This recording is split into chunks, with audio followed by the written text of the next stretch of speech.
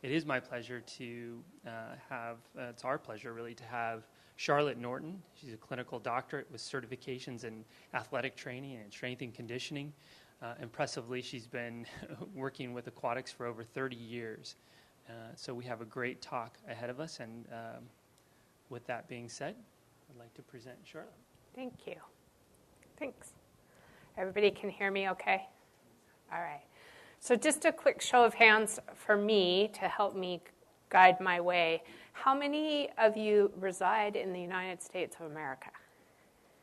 Okay. And how many reside outside of the country? Okay. Thank you. It's important. It's important to know. All right. Well, welcome.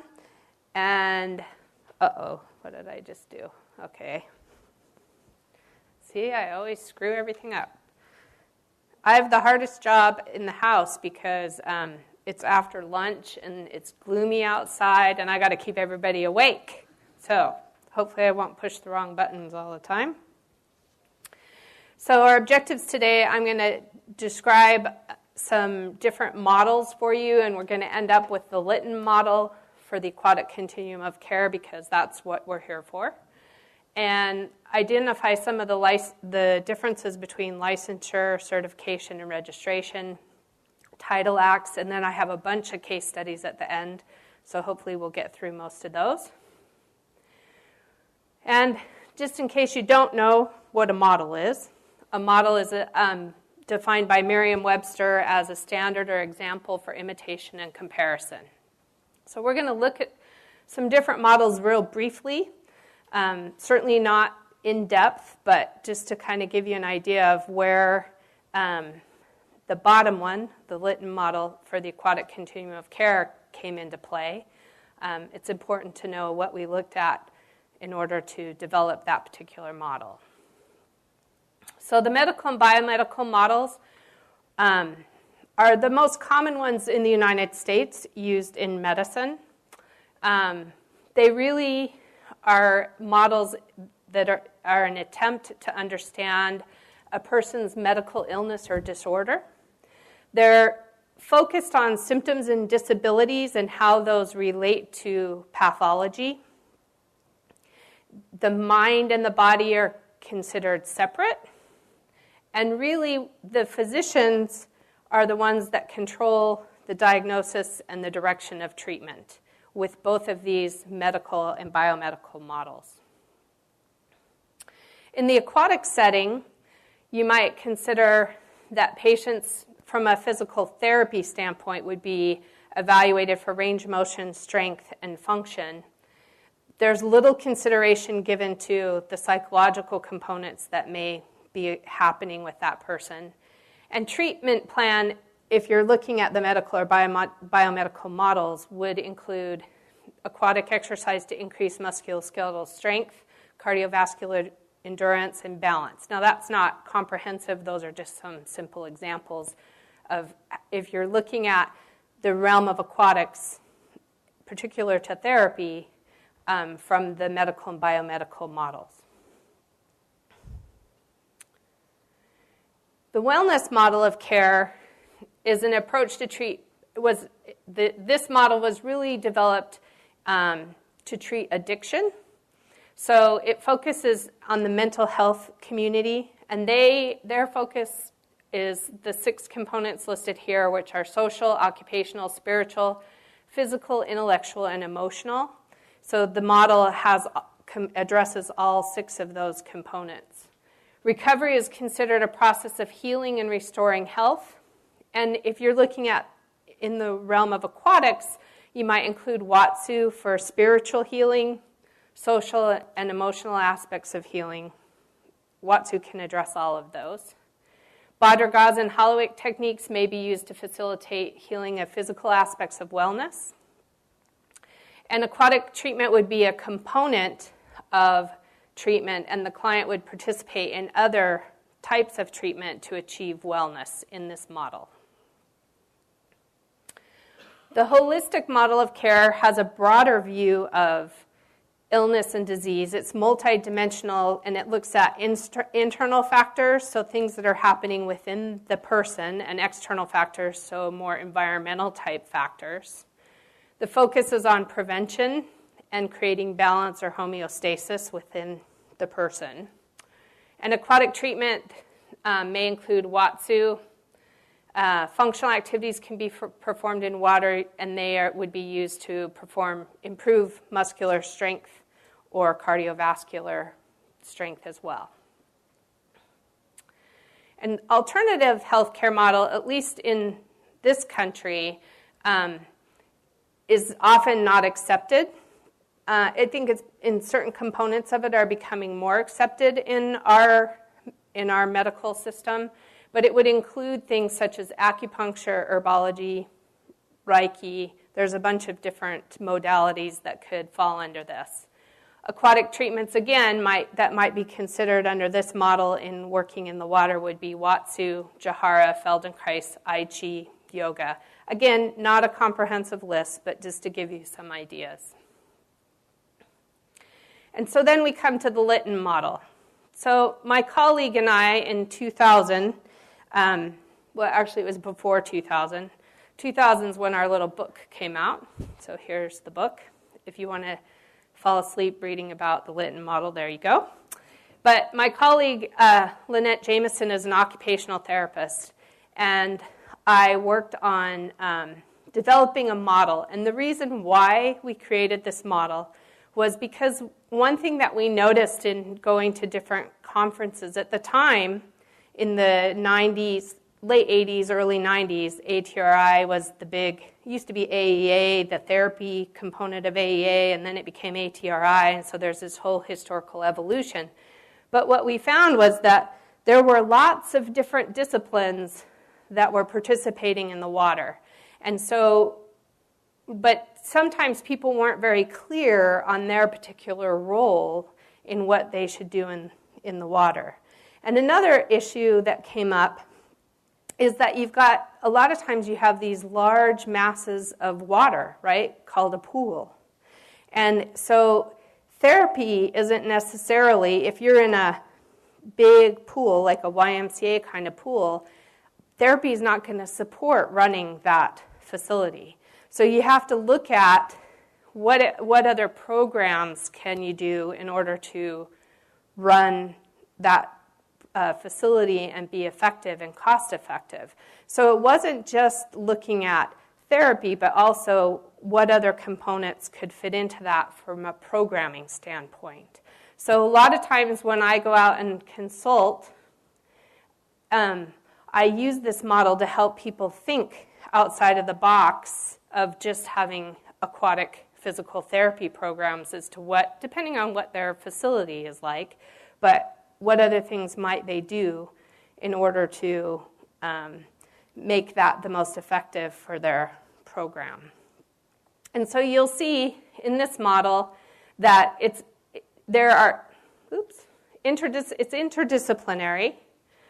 And so we clump them into licensed treatment, fitness, and wellness. And certainly some of these would overlap into different areas. You see the disciplines that go around in the circle, right? So some of them may float in between, say, fitness and licensed treatment, or maybe licensed treatment and wellness. So it's not fixed, which is why there's a circle linking them together. And so the other important thing to notice is that who's in the middle, right? So it's all focused on who we're treating or who we're working with in the water. That's the primary focus. So for this particular model, for the Lyton model, how we defined licensed treatment was professionals that are held accountable for following laws that are applicable to their practice. And the focus is on assessing impairments and treating function related to disability. Most often, treatment in the water is going to be one-on-one when you're working with a licensed, when you're receiving licensed treatment. It's not always the case, but most often the case. For the fitness component, we defined that as apparently healthy using aerobic exercise, strengthening flexibility to maintain or achieve a state of well-being. And so this AEI that you see over here, that's aquatic exercise instructor. So the fitness component would be things such as water aerobics, maybe a community-based water walking program. I would even stretch it to say that you could consider swimming lessons in that fitness component. That's where I would put it if I was talking about teaching swimming lessons. Even though we may not be measuring VO2 max and things like that, but that's the component I would place that. And wellness for this model, we define that to be the integration of health and behavior to be well in the presence of a current illness. So an example of that for this particular model would be somebody who has osteoarthritis. And so the Arthritis Foundation has a great community-based program, and I would consider that to fall under the wellness component of this continuum of care. The MS Society is another example. They have an aquatics program, and that would be another one of someone dealing with multiple sclerosis, but yet they're participating in aquatic exercise in order to maintain or improve their health. Okay? It's also important, really, I think, to understand the difference between licensure, registration, certification, and title acts. And all of those disciplines that circle on the model have a different level of these. And so if you think of them hierarchical, licensure would be at the top. And the reason why that would be is because there's more accountability when somebody carries a license, right? So physical therapists in the 50 United States are licensed to practice in their state. And the states are the ones that grant that provision to practice. Their primary function of licensure is to protect the consumer. So there are things that are written into state practice acts that provide protection and safety for patients. It prevents unlicensed individuals from using or practicing using titles. So you can't call yourself a physical therapist unless you have a license to do so. The regulatory requirements differ from state to state, which can sometimes make it complicated and confusing. And state boards have the power to enforce discipline for people who don't follow the practice acts. When you talk about registration, those are usually state-sponsored or nationally sponsored. And probably the best example that I have of that is occupational therapists. So for a long time, occupational therapists didn't necessarily have licensure. In the state of California, they only obtained licensure within the past about 3 years. And so they were registered. So when you see OTR, that means occupational therapist registered. So they were registered by their national organization, okay? And that national organization may or may not define a scope of practice or impose disciplinary actions for not following practice guidelines. You obtain registration after you graduate from an accredited program, pass a test, and complete the registration process. Certification is offered sometimes by states, but most often by national organizations. So an example of the professions in the ring that surround the client on the Linton model would be an athletic trainer. So athletic trainers are certified by the NATA, which is the National Athletic Trainers Association. Most states do now have licensure for athletic trainers. California, where I come from, which is where you're going to get most of your references from, they currently do not have licensure for athletic trainers. So the athletic trainers that practice there are under their certification is what allows them to practice. There's usually with certification an explanation about the scope of practice that's provided by the organization that provides the certification. And disciplinary action may or may not be performed by that organization. Again, it's achieved similarly to registration after you graduate from an accredited program. Generally, there's some type of internship that's required and passing of an examination and application process. Title acts entitles one to practice after graduation or completing a certain program. There's no formal application process, and there's no regulatory oversight or disciplinary action that's taken. So the term therapist in the world of rehab and therapy is not protected. So anybody can go out and call themselves an aquatic therapist. So that's why you'll hear people use the term aquatic physical therapist, because then that becomes protected by the License Act because of the term physical therapist. So when you're doing when you're looking to hire somebody and or you're looking to determine your programs, I think it's important to understand what level of where they fall on that spectrum of for Title Act up to licensure, to make sure that you are covering yourselves from a liability standpoint and also providing correct information to the public about what you're actually offering and doing. And then there's just a couple things. There's a lot of things to think about when you're talking about an aquatic continuum of care, at least in my opinion. But there's a couple things that I think were warranted, particularly in this time, to talk about, to think outside of the box.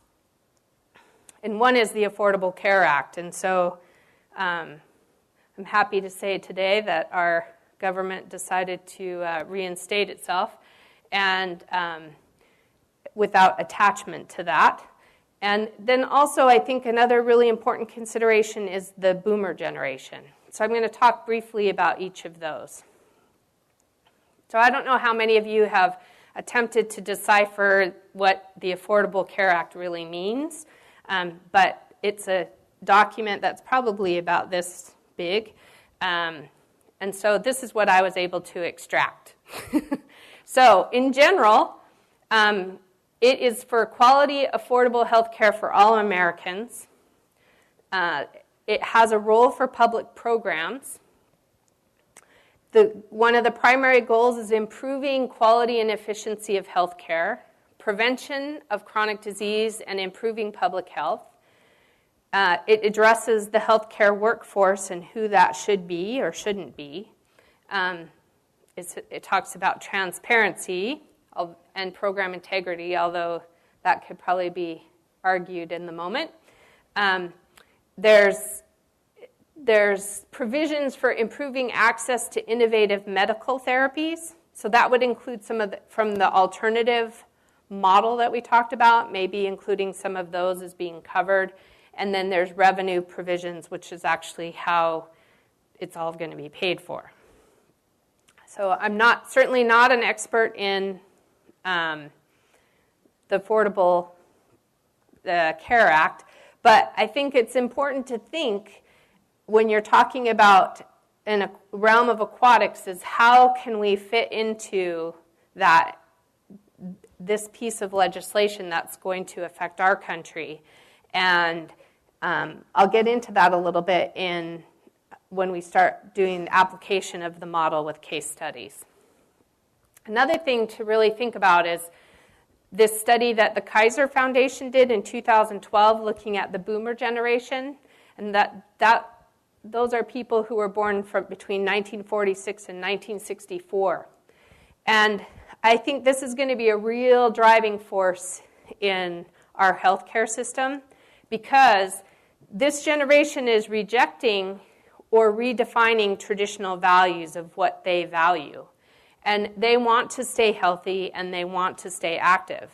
That's the general consensus about them, that they want to move away from a disease process, disease care, and really be involved in health care. And they want alternatives to pharmacology and surgery. So I think right there, that tells you the pool is a great place for these people, right, along their continuum of care. So what I want to do is I want to talk about some specific case studies that have to do with the aquatic continuum of care. And these are all real patients that I have had the opportunity to work with. Obviously, they came to me at a certain point in the continuum, which is the point at which I saw most of these was as a physical therapist. However, there was, I am a physical therapist and an athletic trainer. So although the first case study really has to do with an athlete, he really came to me as a PT. And I'll talk about how I transitioned him to work with the athletic trainer. So really important, these are all, I'll just go through these really quick in case people don't know the little acronyms. So ATC is Athletic Trainer Certified, PT, Physical Therapist, OT, Occupational Therapist, CTRS is Certified Therapeutic Recreational Specialist. This is Exercise Physiologist, Massage Therapist, Aquatic Exercise Instructor, and Kinesiotherapist. Kinesiotherapists are sort of a, I don't want to say a dying breed because they're still out there, but where you find them most often in this country is in the VA system.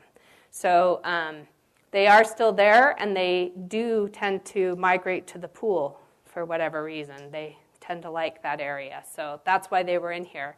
Now, you have to keep in mind that this model was developed in 2000, so if I was redoing the model, I would probably add some disciplines, such as speech therapists and nurses, rehabilitation nurses as well, and I'm sure there's probably others that would play in there as, in the model too. So the first person I want to talk about is Scott. So the names have been changed to protect me against HIPAA violations. So they are true patients with true stories, but I've changed their names and they did not include their pictures. These are other pictures. So Scott's a 17-year-old soccer player that rolled his left ankle when he was trying to defend the ball during a game. When he came to me, he rated his pain as 8 out of 10, and the radiographs were negative for a fracture. He definitely showed that he had that lovely discoloration that we see on the lateral aspect of the ankle. And he had 2+ swelling, was using crutches, and had been advised by his physician to be touchdown weight bearing. His active range of motion, he lacked 10 degrees of dorsiflexion, so he was minus 10 degrees from neutral. He had 40 degrees of plantar flexion, and inversion and eversion were limited because of pain. He wasn't able to really do that. And his goal was to finish his soccer season. So he came into the model here with me as a physical therapist. So I did, and he wasn't going to, because he was touchdown weight bearing, I was going to be much more effective working with him initially in the pool than on land because I could do a lot more with him at that point. So we started with some deep water work so that he wasn't weight bearing on that ankle. And then as he gained progression, as he was cleared by his physician for increasing his weight bearing, we actually moved him from the deeper water to the shallower water. And we worked on typical things like walking, running, functional activities that would be related to his soccer practice. And then in the end, what I ended up doing, so he came here into the model, and when I discharged him to the care of the athletic trainer at his high school. So I worked with that athletic trainer who wasn't very familiar with water, and because I think for him I was only given 3 visits to see him.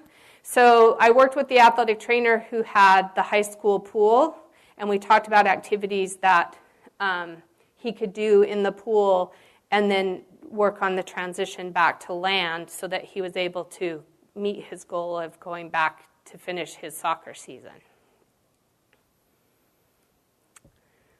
And Heloise is another pretty straightforward female that had a posterior hip replacement, and it was 4 weeks after. I saw her 4 weeks after her incision was healed, but she ambulated with a Trendelenburg gait, so she really limped a lot and dropped her hip down, and she was using a front-wheeled walker. And her goal was to be able to walk without any assistive device as she had done prior to her hip replacement and to return to gardening. What I don't say in here is that she had also had a history of osteoarthritis. So when I saw her, she obviously came to see me as a physical therapist, and I worked with her for about 3 weeks. We had 6 visits that were approved by her insurance. And then I had to figure out how I could help her continue her progress. So I worked with her in the pool initially and started transitioning her back to land, but she really fell in love with the pool and just wanted to be in the pool all the time. So I then moved her to down here. I found a facility that had the Arthritis Foundation program that would allow her to continue, right, in the wellness arena to deal with her osteoarthritis and participate in aquatic exercise. The facility where I was working when I saw her did not currently have that program, but I've worked in many facilities where we've offered that conjunctly with therapy and been able to transition back and forth. She subsequently had another hip replacement 2 years later. So she moved out of that wellness model, part of the model, back to me again. This time I only had to see her for 4 visits, and then she went back down and worked with the Arthritis Foundation program. And when I left that program, that particular place of employment, she was still going to that Arthritis Foundation program, so she really liked that. So it's just a mechanism, and it shows you that they may not always stay. They may come to me as a physical therapist, may go down and be in the wellness component working with somebody teaching the Arthritis Foundation program, but then at some point they may come back around to see me. This was a very complicated patient. So he was 79 years old. He had a 5-year diagnosis of Parkinson's disease. And in 2000, he had a tumor removed from the top of his head. It was a benign tumor, but it left him, so he had brain surgery to remove the tumor, but it left him with tremors that made his balance unstable. In 2000, I worked with him after that. He also had a history of diabetes, and so he was diagnosed with peripheral neuropathy as a result of the diabetes. I think some of it was he also had some decreased venous sufficiency, which caused him to have some decreased sensation in his lower extremities, which challenged his balance. So in 2000, I saw him in 2002, and my primary focus with him was working on balance with him to help prevent him from falling. I got him to the point where he was walking with a cane, and then he went into this, I can only tell you this because this is my father, but he actually would tell you that he was in the fitness realm, but really he was probably at this point in the wellness realm. But before his decline, before he was diagnosed with Parkinson's, he would swim 5 nights a week and keep the lifeguards there past closing. And so his goal was to be back doing that fitness piece. But at the time I stopped working with him, he was actually at this point going to the gym, although he was independent. But I did have him go to some water walking classes and things like that at the local community recreation center. In 2006, he took sleeping medication but didn't go to sleep, and he was up eating ice cream, which was a continual issue with him, and he fell and broke his hip in the middle of the night. So he had to come back, and this time he didn't see me as his physical therapist because I fired him as my patient. But he was seeing a physical therapist again and was in the water because he loved to be in the water, and so they were working with him after his hemiarthroplasty on gait training again and trying to get him back to being able to walk with his cane. And then they transitioned him back to, he was actually working with an exercise physiologist because he also had a heart condition. So he was actually working with an exercise physiologist who was setting up a program for him that was really more fitness-based at that point. And then he had complications from a foot wound, so he ended up having an amputation. So we weren't able to get him in the water till his amputation was healed. But at that point, he had aged significantly, and he was very fearful of falling. So really again, sent him back once his wounds were healed, sent him back into the pool. And at that point, his Parkinson's disease had really progressed. So he was really starting to lean way forward with walking, but he was very, very fearful of falling.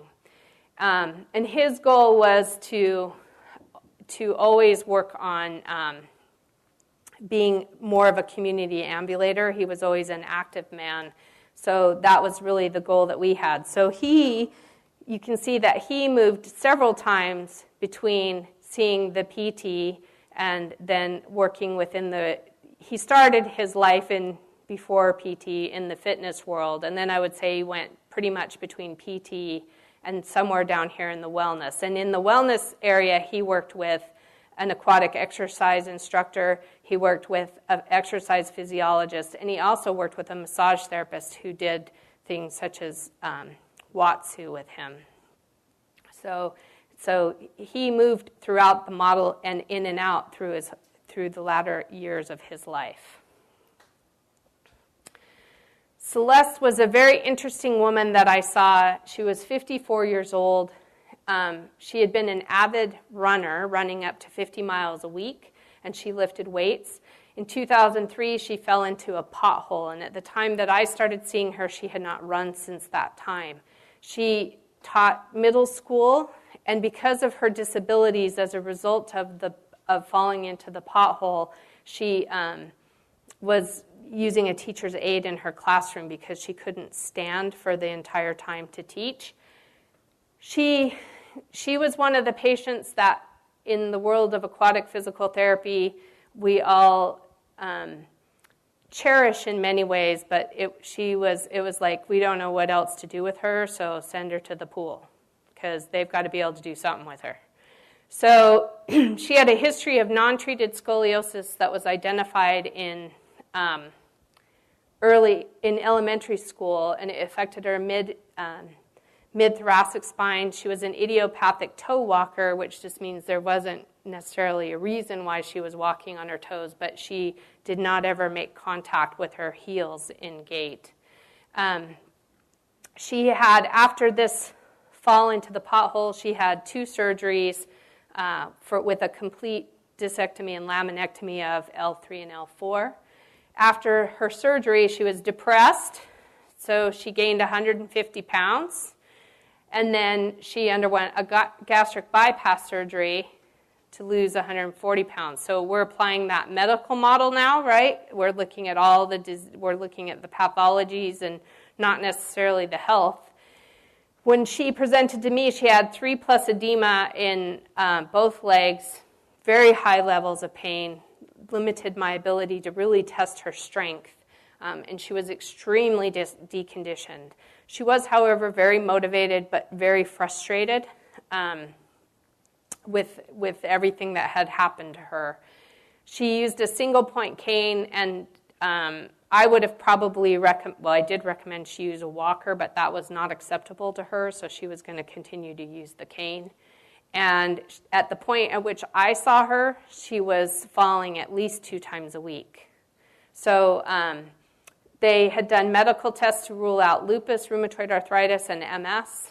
And she really wanted to walk without a cane because that was she felt like that was really a stigma for a school teacher to have to walk into the classroom with a cane.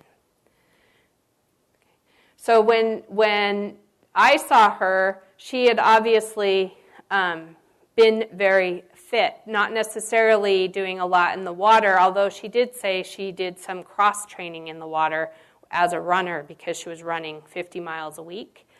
So I saw her for probably about 4 months, and much of that was actually private pay that she saw me.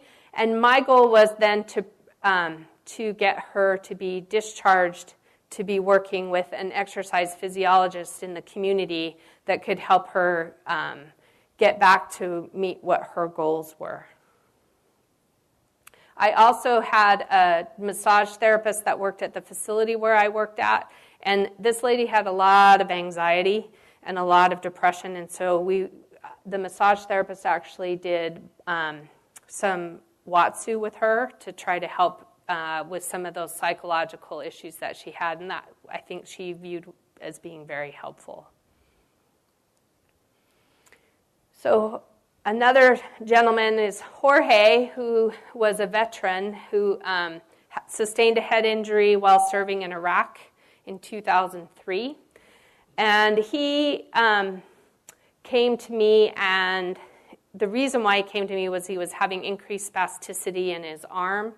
And so his arm was basically, he was like this, not able to extend his arm at all. And he was referred to aquatic physical therapy because he had started falling at home. But his primary goals was that he wanted to swim for exercise and he wanted to scuba dive. He was adamant about that. He wanted to scuba dive. So I worked with him for probably 2 months, and we had a contract with the VA, so I was able to do that. I also hooked him back up with a VA that was, because he would travel an hour and a half to come see me, and there was a VA program near where he lived, so I hooked him back up with the kinesiotherapist towards the end of his treatment plan with me to work with him in the water. He had no interest in working on land because the water made him feel so good and made him feel more normal. And in the end, after the kinesiotherapist, I followed him for a while, and after the kinesiotherapist was done with him, he actually worked with an occupational therapist who specialized in helping people learn to scuba dive, that people with disabilities to learn to scuba dive. So he met his goal of actually doing that. I do know that there's also some, not so much in my part of the world, but in some parts of the country, therapeutic recreational specialists would also be involved in that and getting them back to their recreational type activities like that. And she was just a cutie. Brianna was a 9-year-old girl, bilateral amputee. She had, it was a result of congenital issues. They did above-knee amputations on her. She hated her prosthesis and would much rather be in a wheelchair, just because I think of the energy expenditure that it cost her to be able to walk with those prosthetics. So, but because she was in her wheelchair a lot and really resisting walking, she was developing some hip flexion contractures. And she did attend school and required some additional support in the classroom. But her goal was she wanted to be a normal kid and learn how to swim. And she wanted to swim in her PE class. So I worked with her.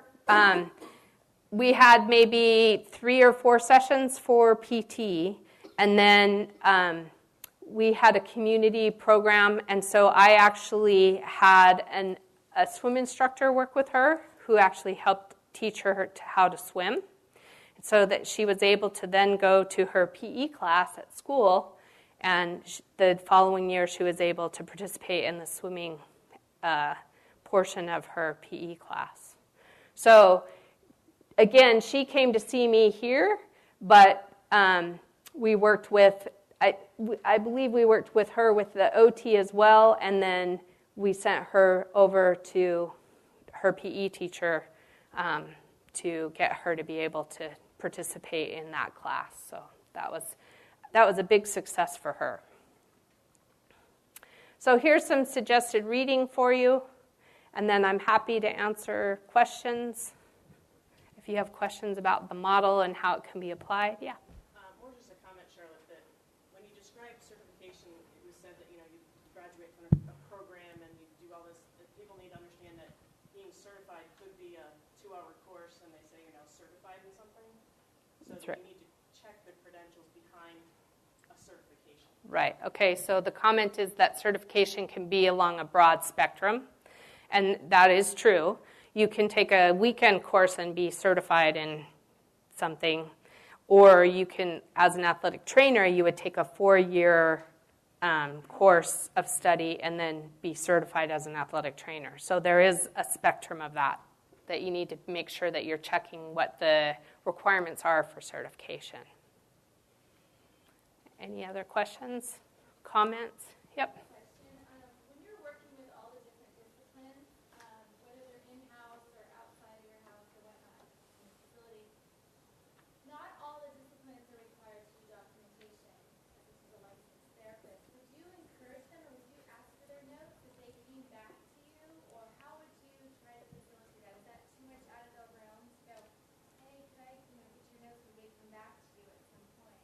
So the question is, how do you work with people outside of your facility in terms of getting documentation to what they're doing and how they're working with people?